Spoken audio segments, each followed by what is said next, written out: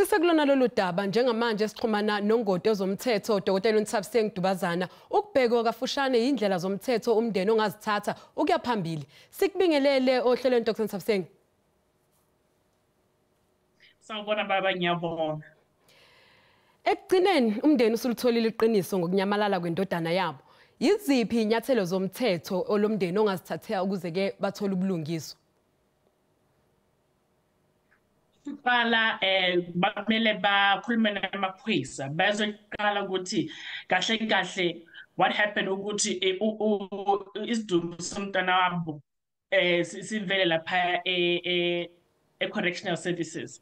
Mawaqeda lapho they use leyo information bahamba nayo and then baye police station enye mhlambe ku IPD, but mina ngizosuggesta ukuthi mhlambe bahambe baye civil court bayobonisa ukuthi isidumbu somntana wabo basithathile without consent yakamndeni kuqala. Yesibili bamele babonise inkundla ecourt ukuthi isidumbu sabo somntana siphuma lapha ya emoshari bathe siphume keindlela enje anti asiqiniso leyo, and then lento le bayibonisa ukuthi ebesibhlungu kanjani, and then babonisa umthetho ke ucourt kahle kahle ukuthi kalendlela le kubonakala ingathi kuona ongashaya amanzi kahle, and then bacela inkundla ukuthi makunje sicela ukuthi ke siphiwe bathi yini lento le mama siphiwe ama damages for the suffering that we've suffered ngale what happened kule simo lesi. Dr. Ntabiseng, umndeni kaBereng ukuthola kunzima ukubhekana nalesimo, ingabe khona yini abangakwazi ukuthi ke bakwenza ukuze bazokwazi ukuthi babhekane nalesimo kangcono? Angazi ukuthi ngendlela yomthetho bazoyenza kanjani, but ngumuntu nje ukuthi bona bahambe bayosifunela ngathi bangathola into esibiza i-private investigator, because kahle kahle if lento le iphuma ku SABC nje sibona lapha ya kwama-news basibheka lapha yasifunda engathi khona i-cover up that is happening kule case leyana. So makunjalo ke kungcono ukuthi bathole i-private investigator ozohamba ayobheka ukuthi what happened kule case lena, and then abaqeda ukuthola ukuthi what happened then bazoyenzani, bazoyihambisa i-IPIDs or bayihambise kuma-hawks in terms of i-criminal law if singayibheki ngale ndlela ye-civil.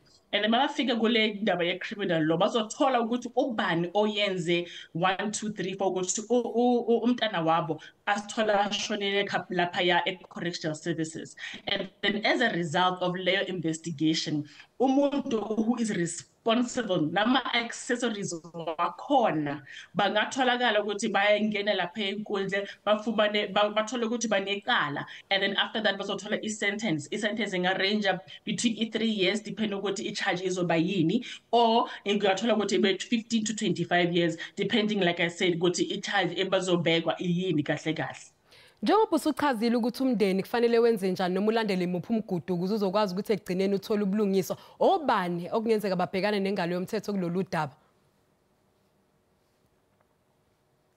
Kumele ukuthi bayothola omunye ummeli or ummeli kuphi ngizothi mhlawumbe bazothola ummeli lapha estate. It's easier ukuthi bahambe lapha yana because abakhiphi imali makunjalo, and bazothola uncedo lapha yana ukuthi bahambe kanjani baboniswe ukuthi indlela ecorrect ukuthi bayithole yipi, and then abaqeda yonke into lena bazothola iqiniso hopefully at the end kule ndaba lena. Unfortunately ama case anje takes so long because khona umuntu who is inside laphayana in the investigation unit yamthetho either it's SAPS or izoba correctional services, and then sometimes bayafihla iqiniso lapha ikhona. It's not going to be easy ukuthi sithole impendulo zezisifunayo kule case lena mama. Sibonge kakhulu loyo bekuDokotela Nthabiseng Dubazana ungungoti wezomthetho.